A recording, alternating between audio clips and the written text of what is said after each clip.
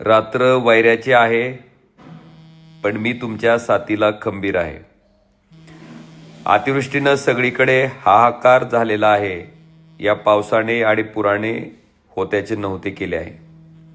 तुमच्या हक्काचा माणूस म्हणून शक्य तिथे मी स्वतः धावून जात आहे आणि ते माझे कर्तव्य आहे.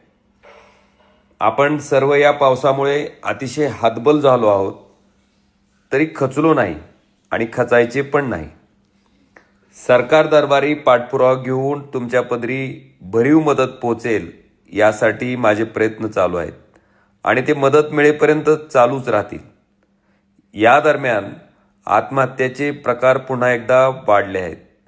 म्हणून एक नक्की सांगेन, आत्महत्या हे कोणत्याच प्रश्नावर उत्तर नाही.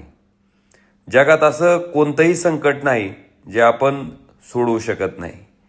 माझे हात जोडून विनंती आहे, तुमच्या परिवारासाठी तुमचे असणे खूपच गरजेचे आहे. म्हणून कृपया असा विचारही मनात आणू नका.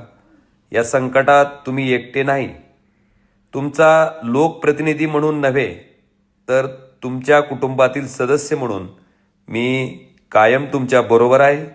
त्यामुळे असा कोणताही विचार आणू नका. निश्चितपणे या संकटावरही मात करून आपण पुढे जाऊ.